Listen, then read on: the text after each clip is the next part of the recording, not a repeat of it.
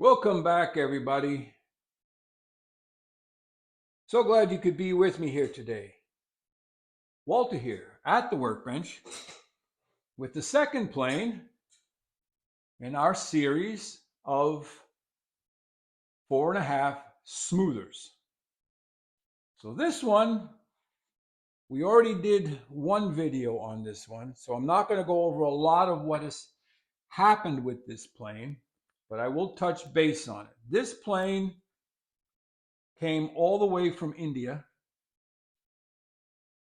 by a maker who I'm confident is making planes and putting logos on for probably a dozen different companies that sell either here in the United States, Canada, or overseas. So they're sort of an OEM market. Now, we're going to go through this using the template and not a lot of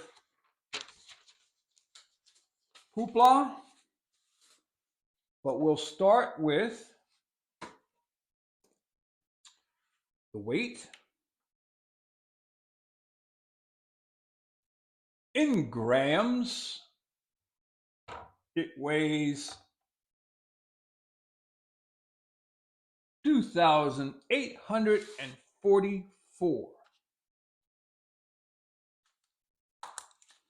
2,844 grams, which translates out to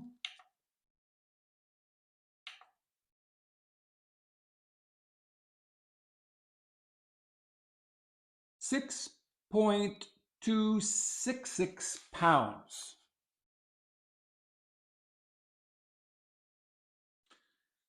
As reference, my regular Stanley was 4.6 pounds. So it's substantially heavier. As to length and width, we'll do the same thing on the sole. It is 9 7/8 to the handle bump, whereas the Stanley was 10 inches, and then to the total tail is 10 3/8. So that's the same. As to width, by eye, I'm getting almost 2 7/8.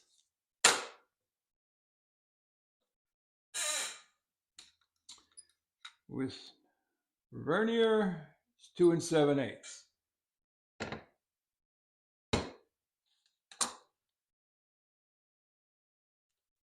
Now,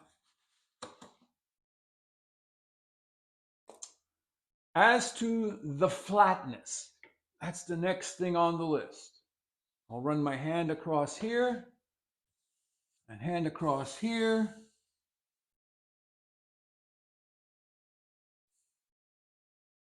Don't feel anything. And we're going to skip the metal feeler gauge. We're going to go right to the paper, the cigarette paper. No sense wasting time. So if I tip this up and place this under this corner, the cigarette paper grabs. Under the mouth, grabs. Further, grabs. Further, grabs. So we know that within 1,000th of an inch, that edge is flat.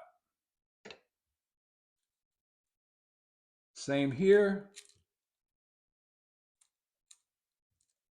It's tight. I mean, it's really tight. And how I know it's really tight is something you can't test for. It's a feeling. Sitting on the granite right now, the weight of the plane has pushed out any air that might be between the sole and the granite. So when I go to pick it up, there's resistance, okay? And you can feel it. So we're going to give that 100% pass for flatness.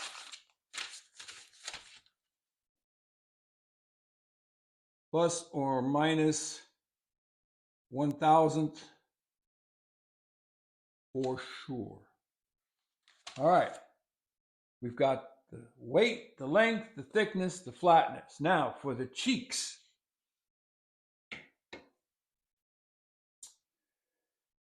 We used the micrometer on the Stanley. So do the same thing here. Get down into the cheek a little bit.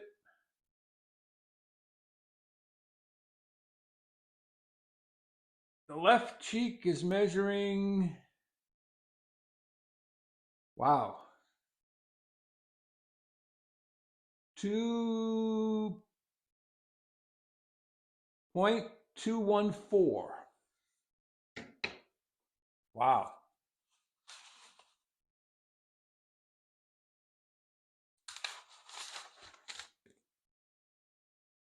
That's pretty thick. And over on the right cheek,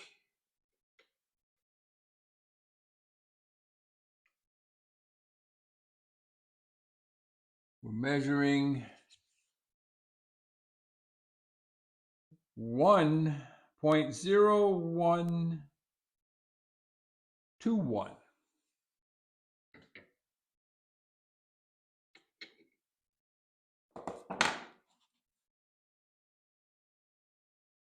So if we were to use Mr. Vernier here, just getting a approximate number, we're looking at 3/16 versus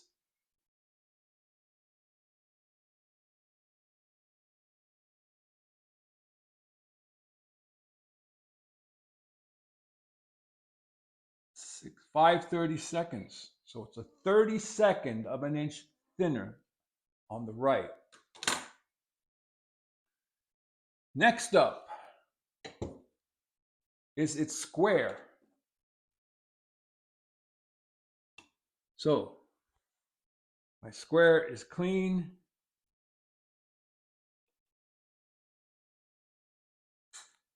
And no, it is not square. It is leaning out.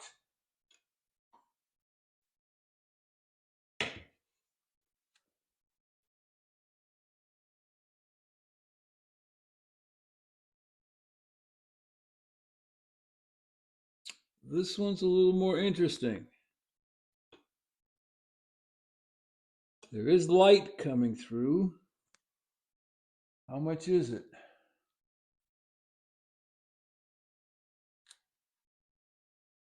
It's about 1,000th of an inch. Maybe just a little more. So we'll get the metal feeler gauge.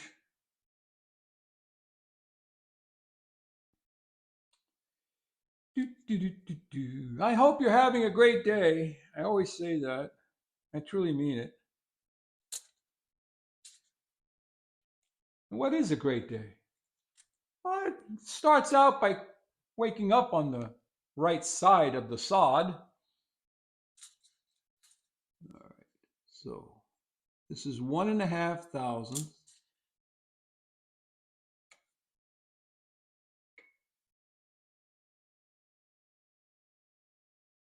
So it's about 1,500 off on the right cheek.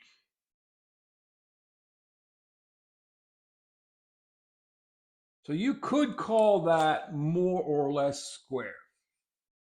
On the left cheek, however,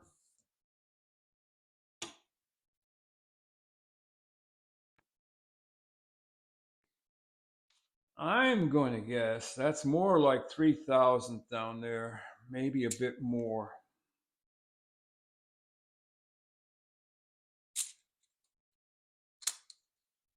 Let's try 4,000ths.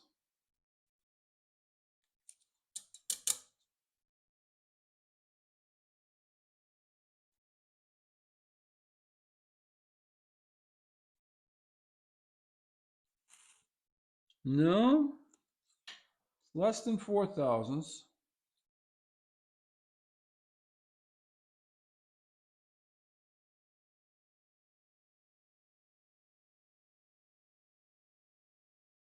Let's try 3.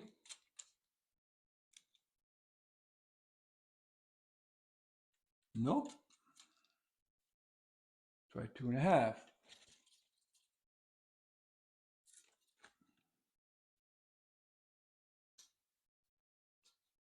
No. Maybe it's optically challenging here, but there's light coming through in a substantial amount. 2 thousandths. Okay, 2 thousandths passes through.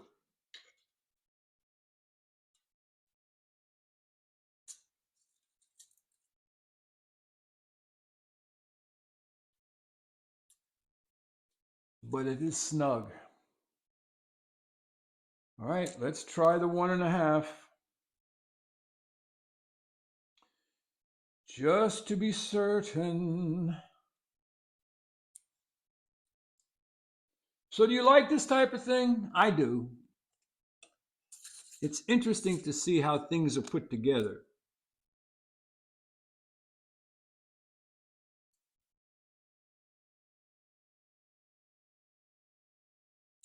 So on the very bottom,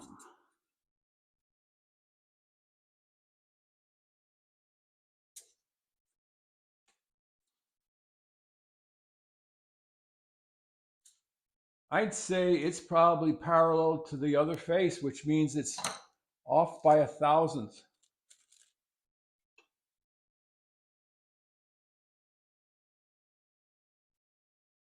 Yeah, the 1,000th passes through. So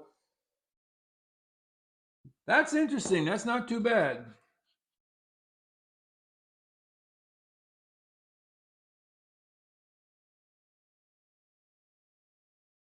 All right. So what's next?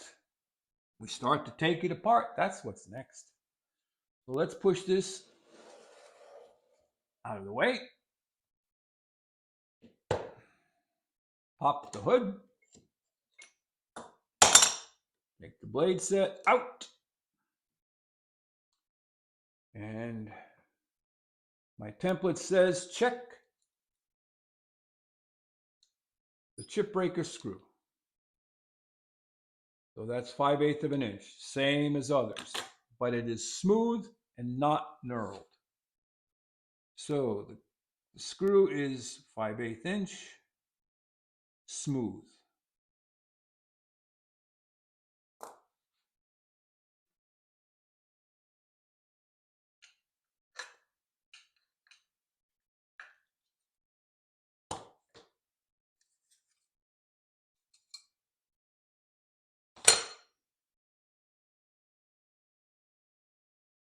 And they all seem to take the same screwdriver.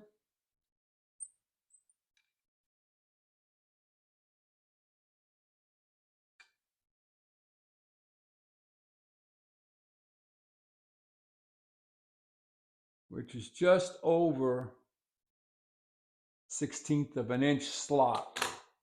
So the slot in the screw. All right, so while we're on the cap iron, this is the modern cap iron, which is flat. It does not have the hump or the bump. It measures 0.127.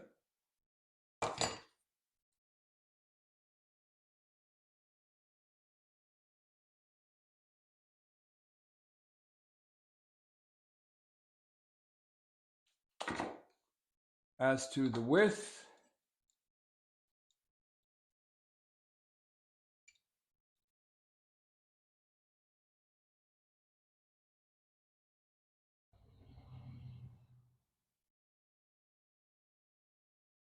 Within about 128th, it is 2 3/8 inch wide, front and back. So this has parallel sides.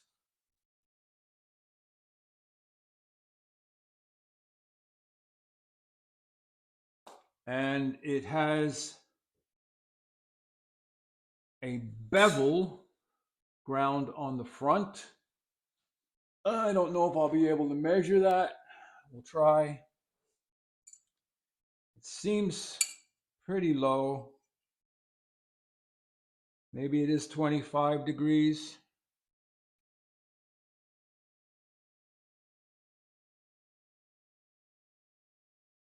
We need our other doohickey. Where's my pocket pal?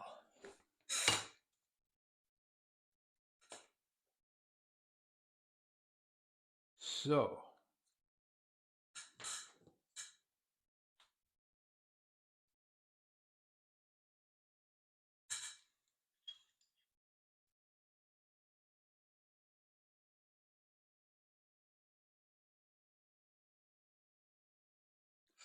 by eye, I'm getting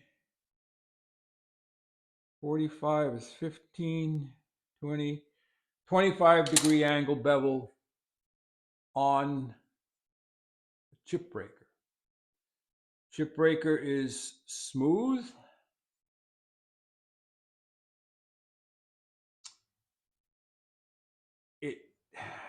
Now, I don't know if they just didn't grind it to a point or if they purposely put in a blunt edge and the blunt edge is tapered across the front. I can see it. You can't see it. It goes from about maybe a 32nd to nothing. So is it square?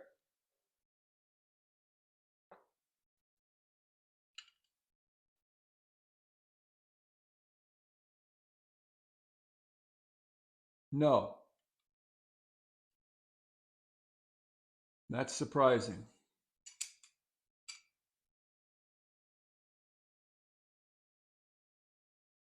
It is off ever so slightly. So, what I will probably have to do is put this in the honing jig and set it at like a degree above 25 degrees and bring this even and square. So we're gonna have to work on that. So let's see, cutting iron, cap iron. All right. So it's not perfectly square, but it is close. It is very close. Cutting iron. Let's check the cutting iron for square while we're on that topic. Much better. Very close to being 100% square. Thickness.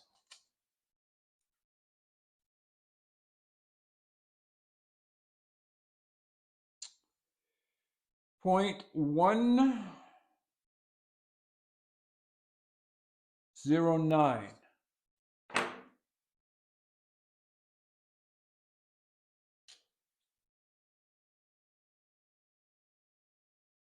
Geez, that looks a lot thicker than that.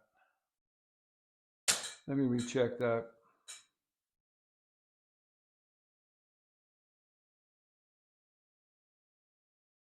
Point 109.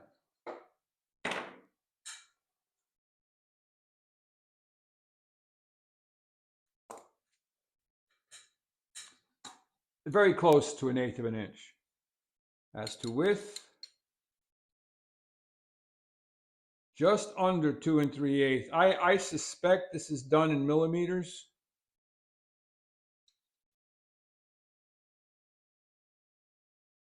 Oh yeah, this is under under 2 3/8. It's a 32nd under at the back, and a 64th under at the front. So it is not parallel. So that could be, that can affect your squareness. So width is 1/32 to 1/64 out of parallel.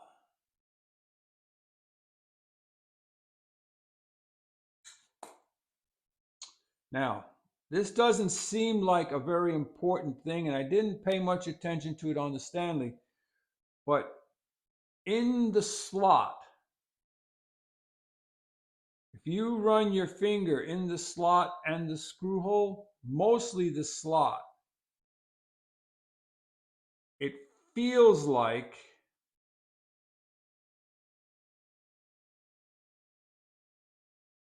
and I could be wrong, but there's two ways to make this slot.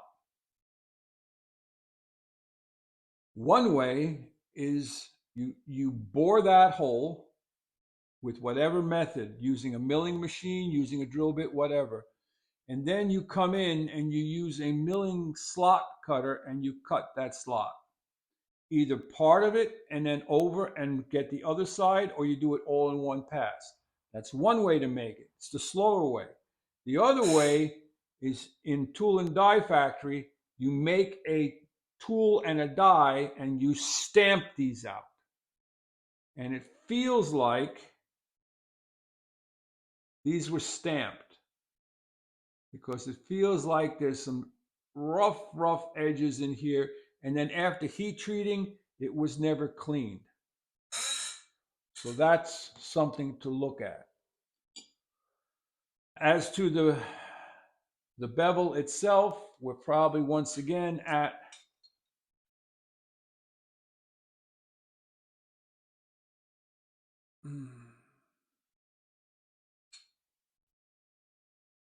25 degrees, nicely ground, and we're going to have to get into how flat the back is and all that. So, moving down the checklist as quickly as possible, the lateral. The lateral is a three-piece lateral. It's got the disc, it's got the lateral arm, and then the little finger, I don't know what you want to call that. It's the area that's below the lateral where you press your finger against. So that is actually attached with screws, and that is actually brass. So lateral, it moves freely. It has a disc, but it's not an official bearing. It's got a disc that moves, two-piece top, screwed, and brass. On the Stanley, it's a two-piece top, but it's not riveted, but swaged in place. In other words, it's deformed in place so that it can't come apart. Now, on to the tote and knob. The wood of choice on these, and after speaking with the company, I am assuming it is sapele. And the rear tote, when compared to the Stanley,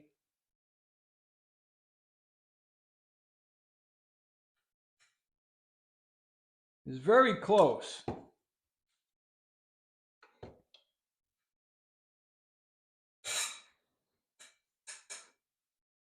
But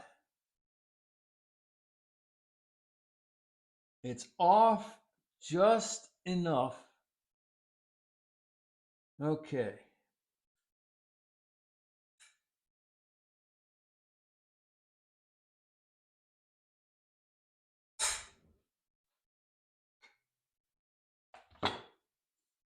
The rear tote leans back a little bit here, has a little bit extra here, and so it isn't perfect, but it's not horrible.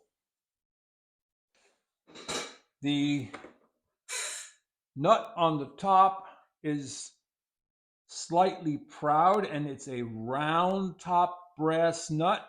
I think it's a nut.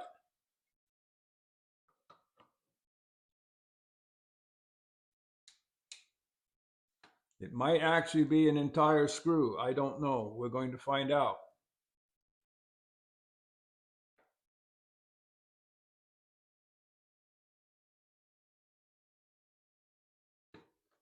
It is a nut, and it is a post. And we have a washer. So this washer, actually there's two washers down in here, were added to bring the screw up higher. I'm taking one out. Let's see how that goes.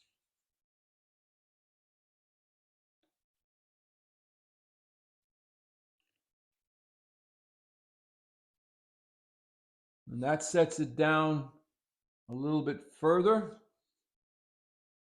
Not that it matters. We'll put that other one back in because that was there when they sent it. I'm not fond of the finish that's on the tote. It looks like some sort of a satin oil, but I don't know.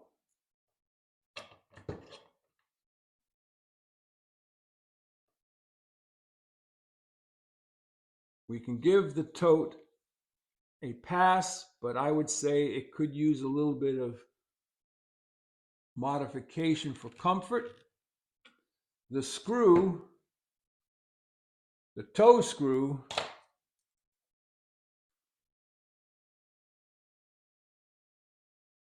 is flat topped.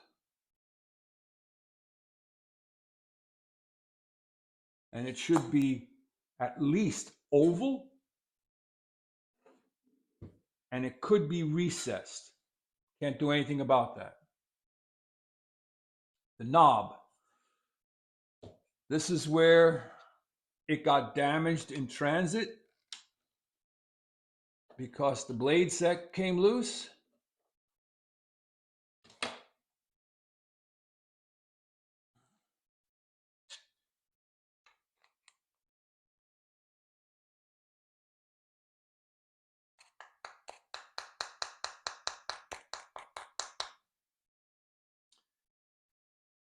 It is also sapile.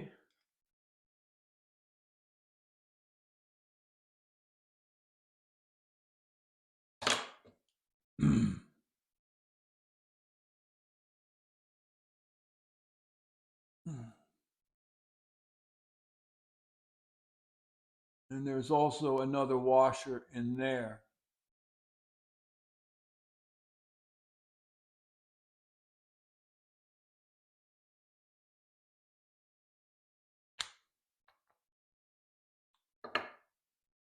So what had happened was the blade set came loose and it banged against the wood and chewed up the whole one side of the wood, which is sad, but it's what happened. That's why many of the manufacturers over tighten. And I talked about this in a video when it first arrived. If they over tighten the lever cap screw so that nothing can move, but on this one, that doesn't matter. I'm going to explain that. So, sapile, damaged, washer, under nut.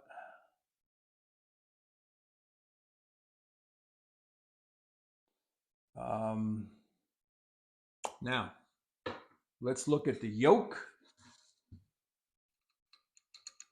Yolk moves a lot side to side, and it has the typical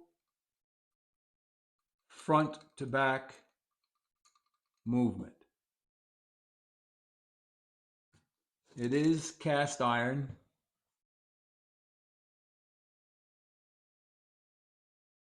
Loose, left, right, loose, pin.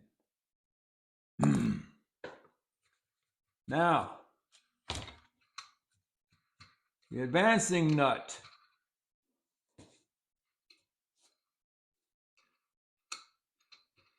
Moves freely.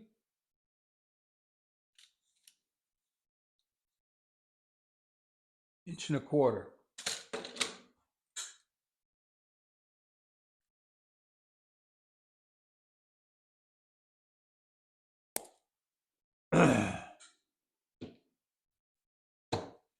Now, if I hold the yoke,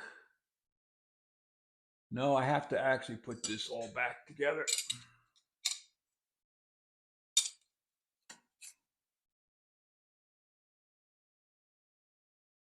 And that's where things are going to get a little different with this plane versus the Stanley. We are going to actually put an edge on this just to see where we are.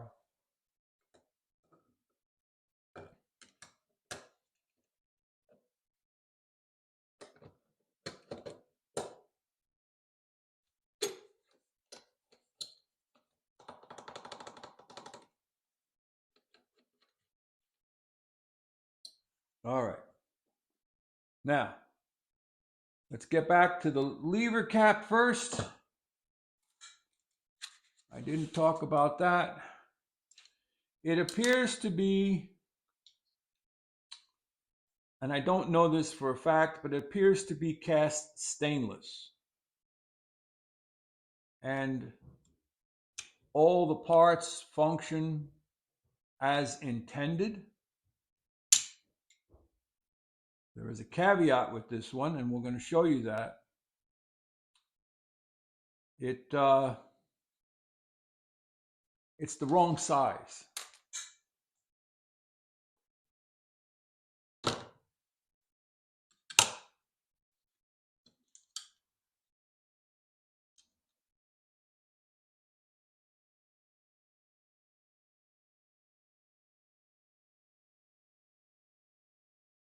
The lever cap on this particular chip breaker or cap iron should not go past the bevel, the ground bevel. Because if it does go past the ground bevel, it will go over the ground bevel, and then on use of it forward and back, it's going to loosen up and fall out.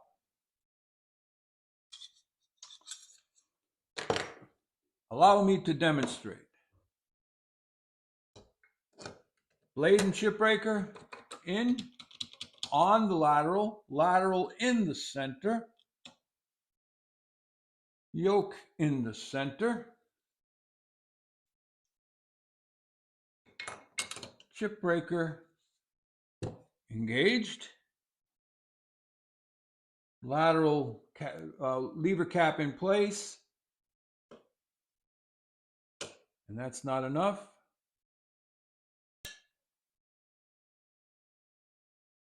Quarter turn, not enough. Quarter turn.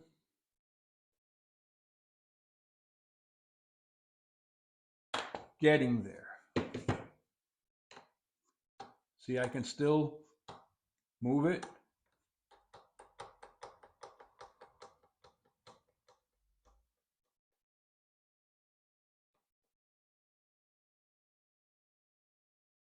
This is sliding back and forth on the frog.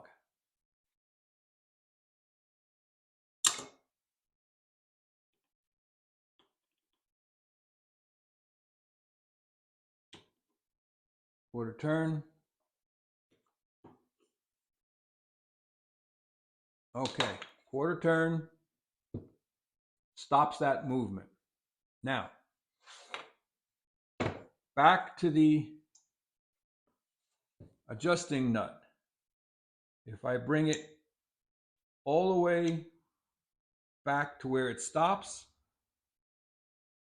and we go 1/4 turn,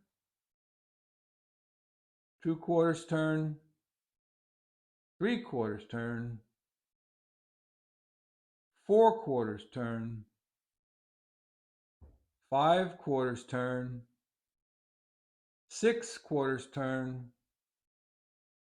So 1.5 rotations to go from advance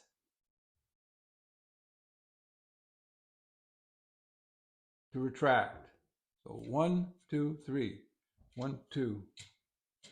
So luckily it spins pretty good. If you whip it, you don't notice it so much. But now at this screw setting, I'm finding it hard to advance the blade. And I'm finding it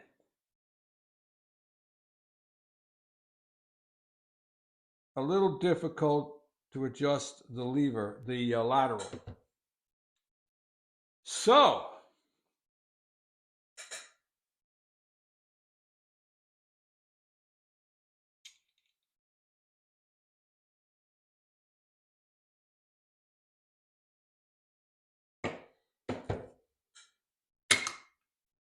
did you see that? Watch again. See how snug the lever cap is? But watch what happens if I retract the blade a little.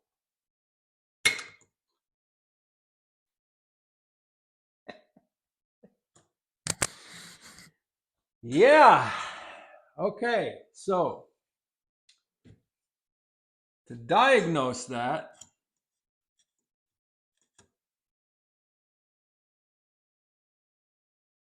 what I believe is happening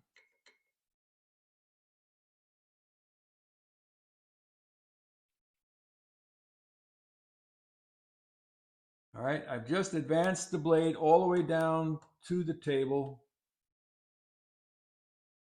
and I've locked it in. And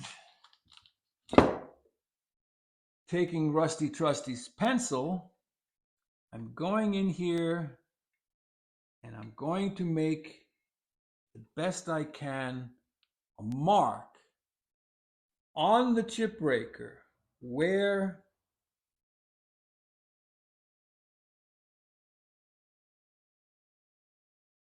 the lever cap makes contact.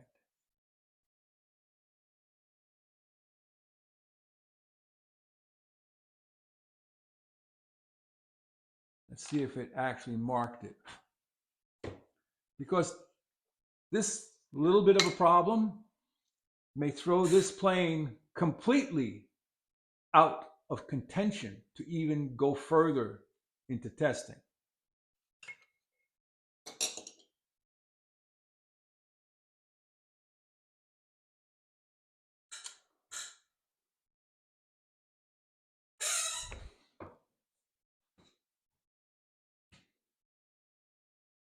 I don't know if you'll be able to see it, but there's a pencil line.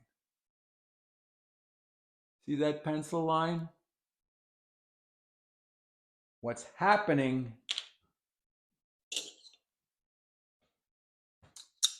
is the lever cap is in front of the bevel.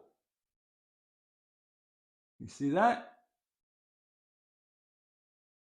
So if you advance and then pull back, it loosens.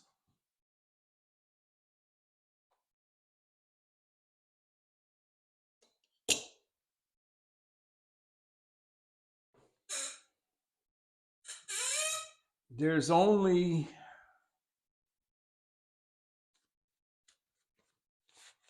a few ways to fix that.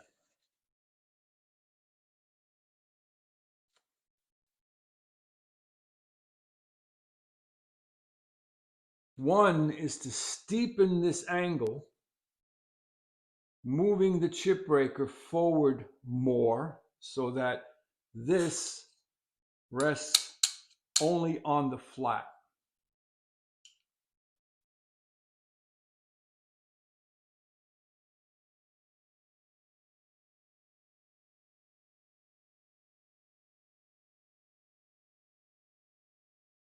The other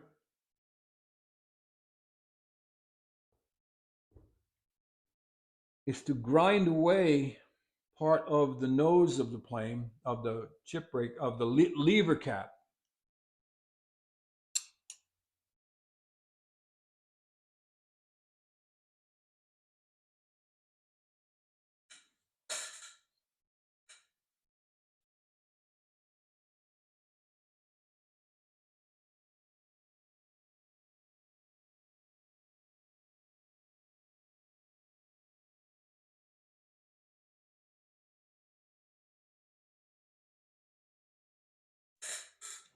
Now, unless I'm missing something else, which I could very well be, I am noticing that there are some marks here and here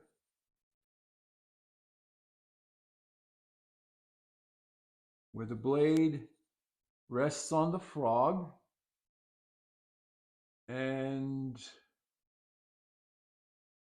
there were two dots here, but I think those might be hardness testing dots.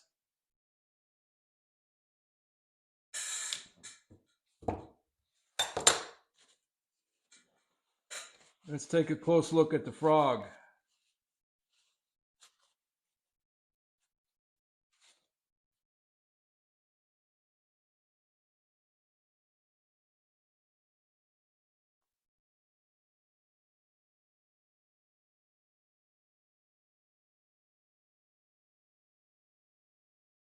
I'm feeling for burrs.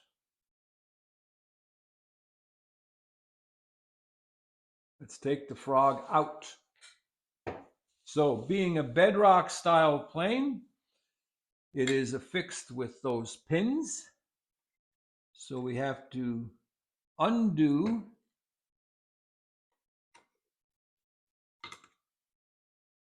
the screws in the back.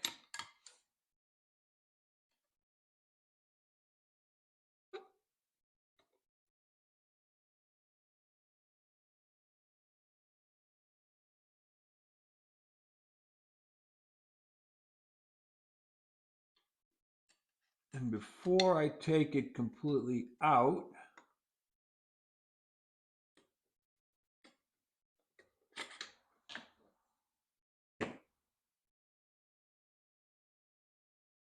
I'm looking to see where the frog is in relationship to the mouth, and it's pretty much where I like it, flush. So if I loosen those pins completely,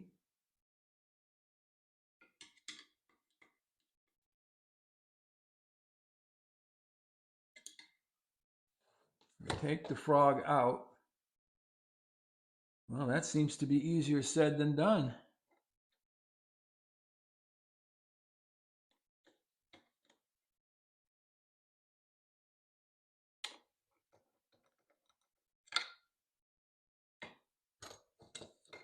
There it is. Naturally, we got lots of oil.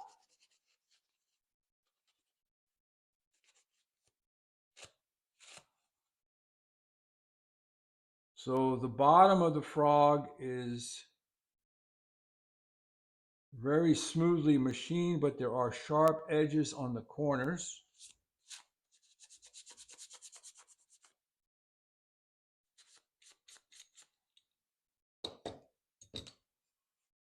The receiving bed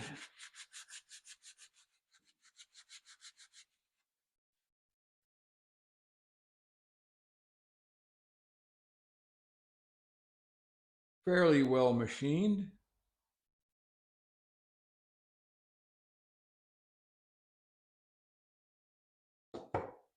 Those two should fit together quite well, but what's going on with the blade?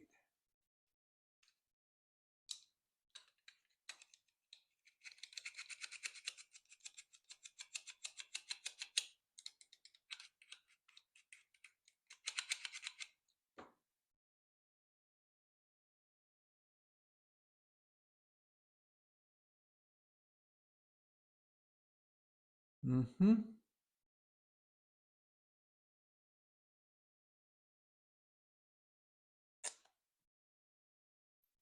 Those two little dots that are there on the blade are marring the casting. And I dropped both the pins.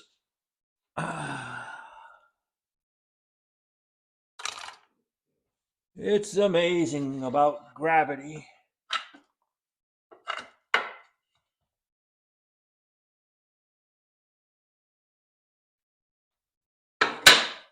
All right.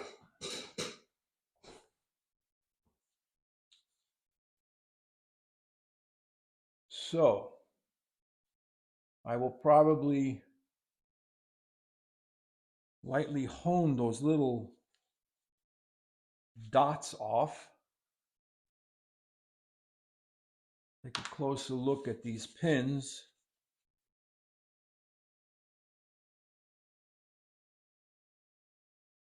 Because I don't know why this wouldn't be working properly.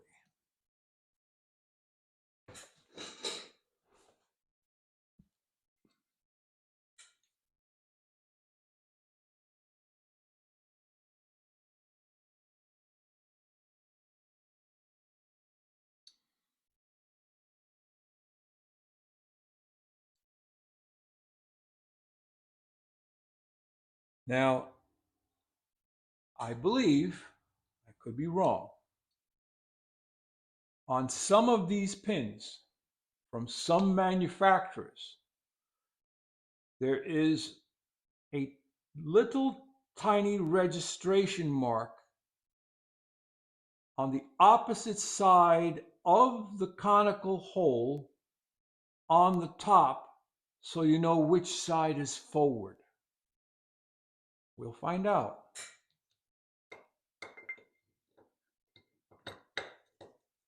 So this fits in, and it does rock back and forth within some minor level of tolerance. Once again, we talked about that.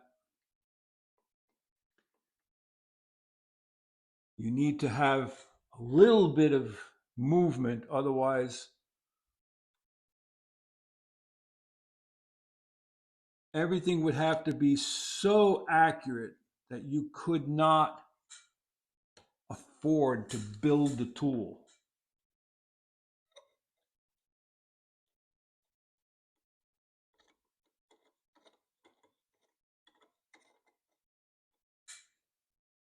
All right. If you have any questions, leave them in the comments section. Suggestions. I know these go a little long, but I'm being as thorough as I can. Okay.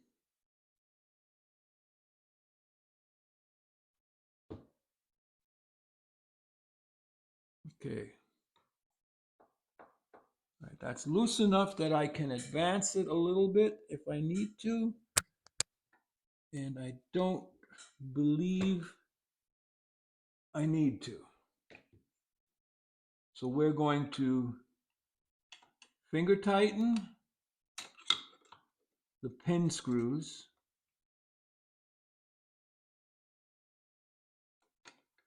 And then we're going to tighten the advancing screw ever so slightly. So as I said, everything is tight. Lock down the pin screws.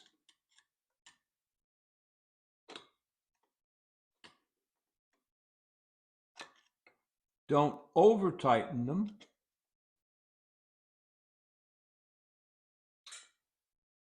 Just snug. So, at this point, we have to diagnose this. I need to remove those little tiny burrs on the back of the blade.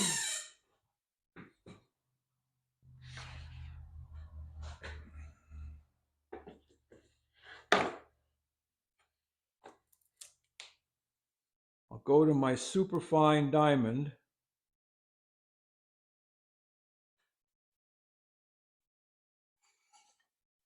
No debris on it, dry. And I'm just going to give it a light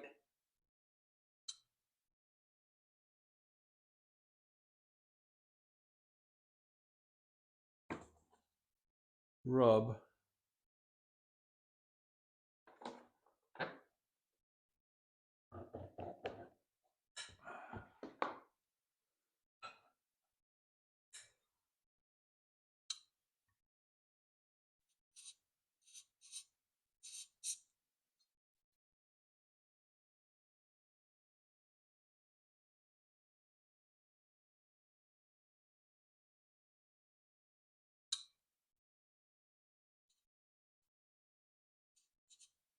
So it appears that,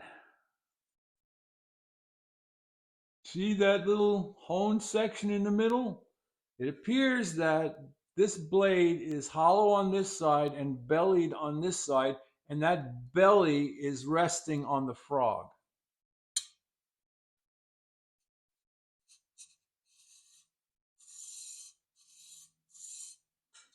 My main goal here was to get rid of that burr, and that's gone now. One more little pass. It's right underneath my finger here.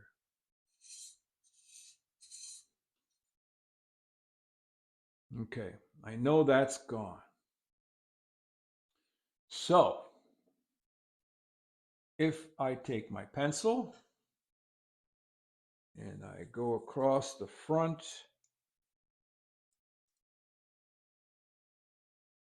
of the back of the blade, and I go and I deposit some graphite here where it was rubbing.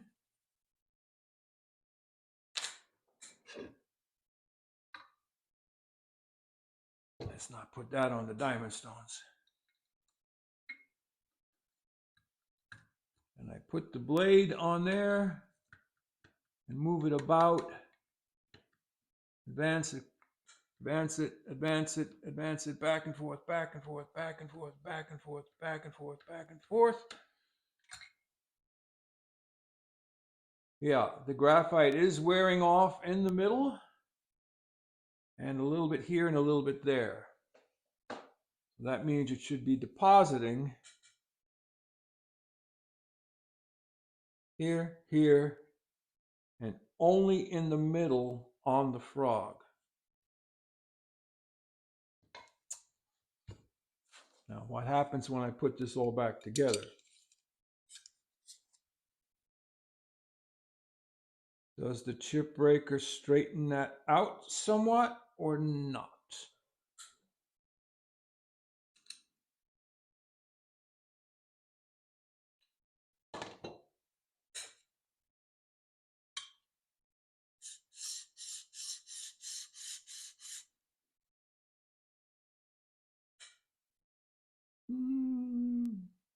A little bit.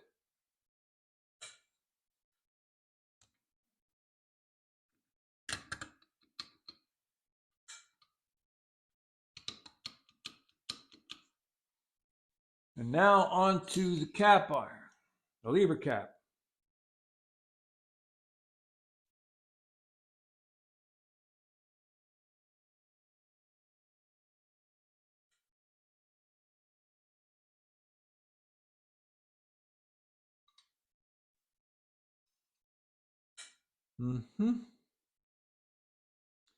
Lever cap only is touching the diamond plate here and here. This whole section here is not touching.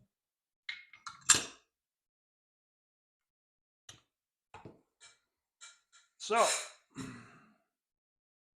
we're going to advance the cutter till I can see it. We are going to adjust the lateral, and we are going to retract until the blade edge goes away.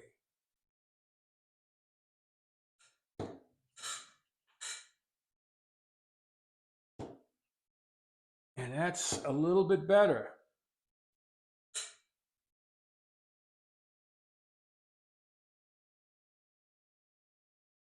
Nope. Nope.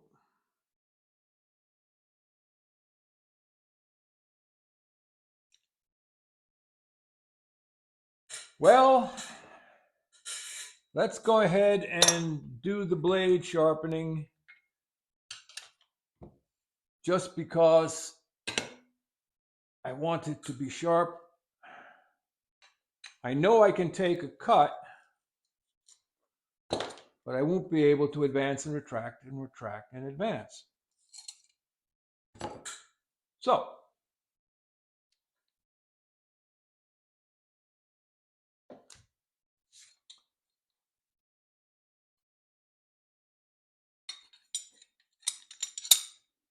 we said during our protocol setup, I was going to set it 25 and then come back just to this other line to keep them all the same, whatever that degree is.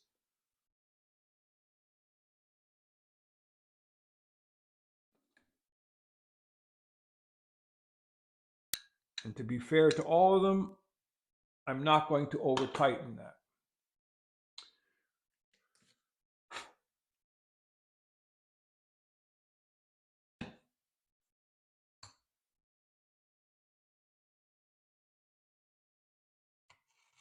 I'm not applying pressure, I'm just moving liquid around.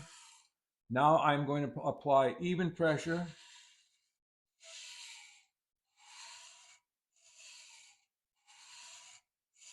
Three strokes.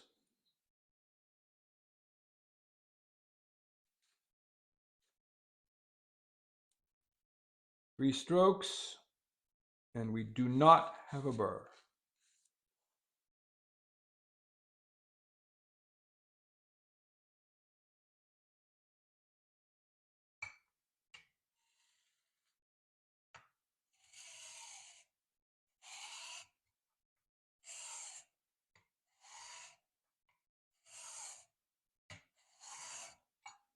All right.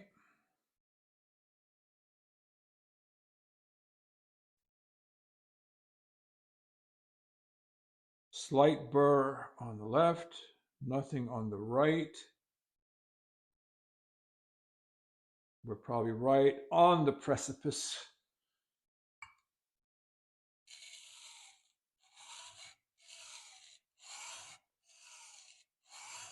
All right.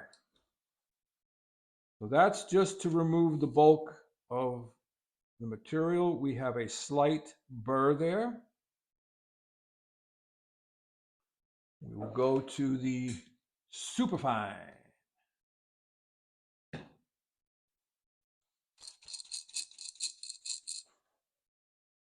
And yes, I am sitting down doing this.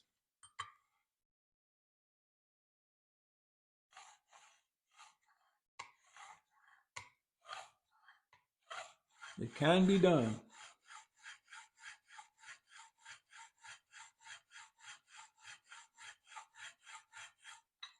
I'm watching a black line form in the liquid and on the back side of the liquid, telling me that we're removing metal.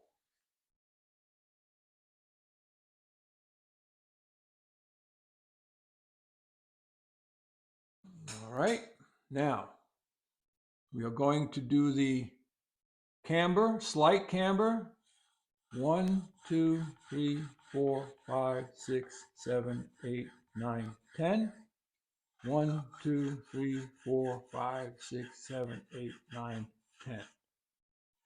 One down the middle for good luck. And that's all we're going to do.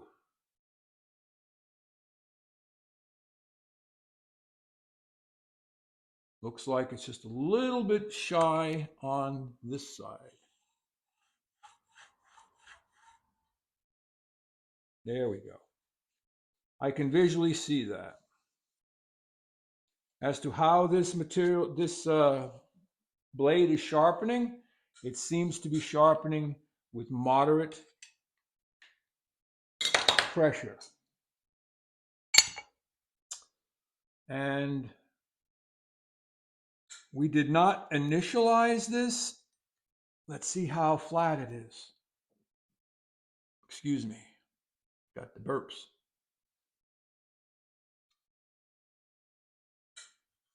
Take the burr off.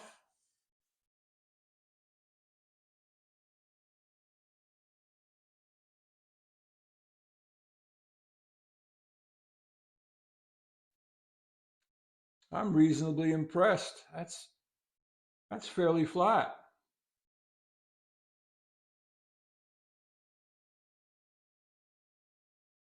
Just a little bit more.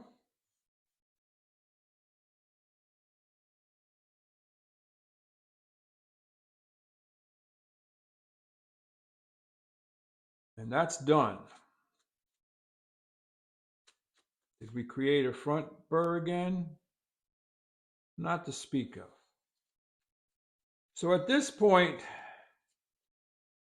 that is done. So blade initialization was not horrible.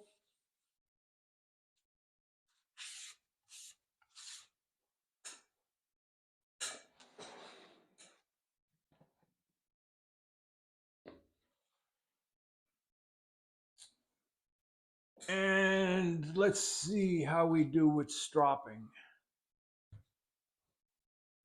I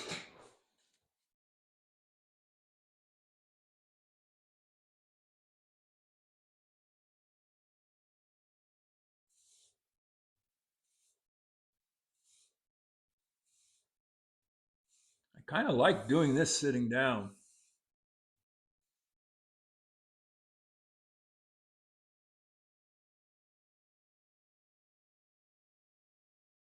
I can get that angle and I can carry it nice and straight through.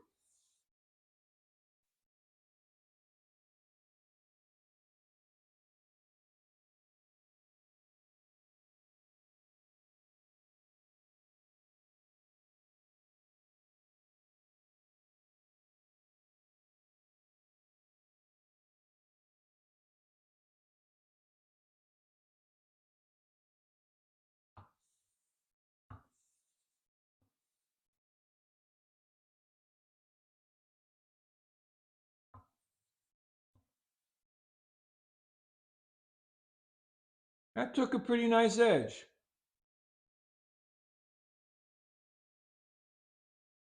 It is not mirror finish, but that's bench ready.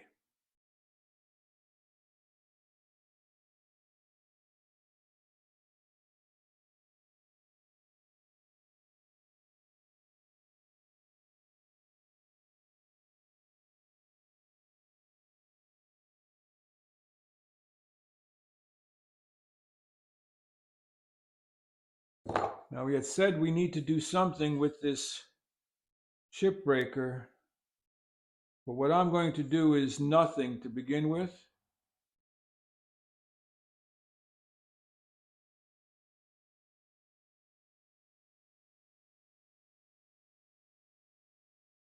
I'm not feeling any burrs or nicks. I'll just run it across the strop here once.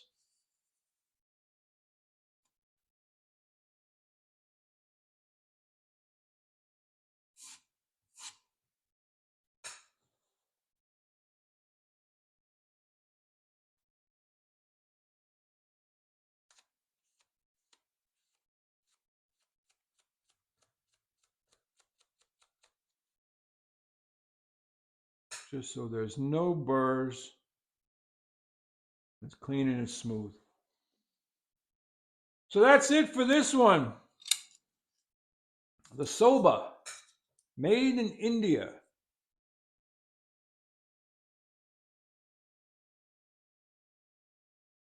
It has one terrible, horrible flaw, and that is the lever cap wants to loosen.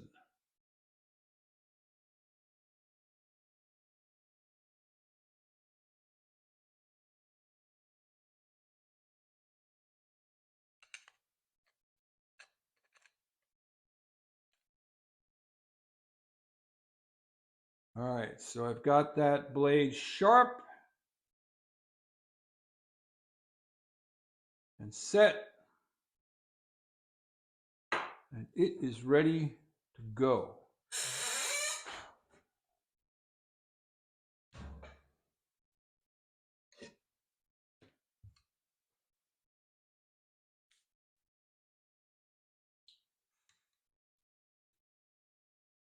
Always be very careful when you're putting a sharp blade set back into your plane.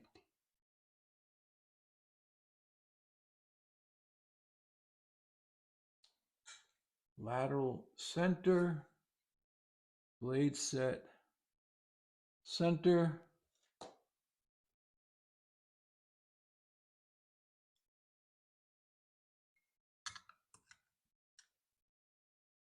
Lever cap, center.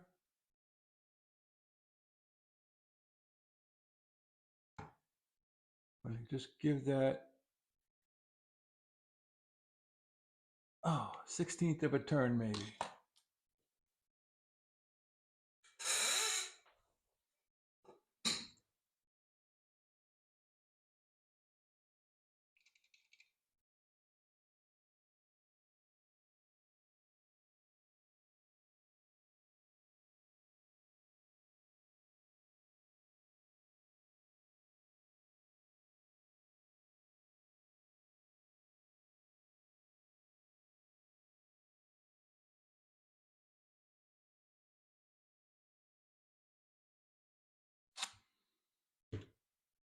We're not going to get into a monstrous amount of planing. I just want to see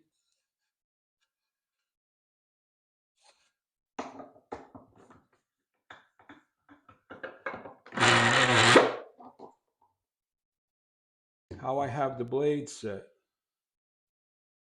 And that is most definitely going to need some oil.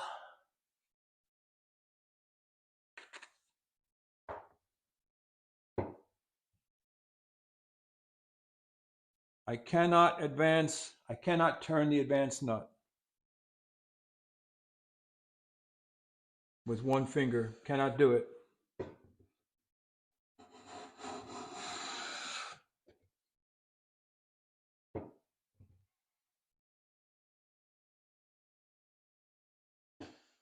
Lateral works fine.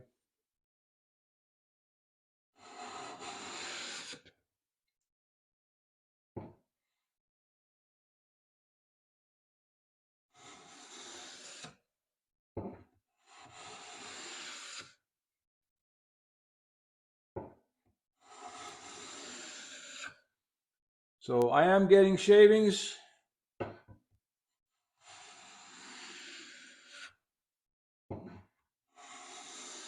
Even shavings.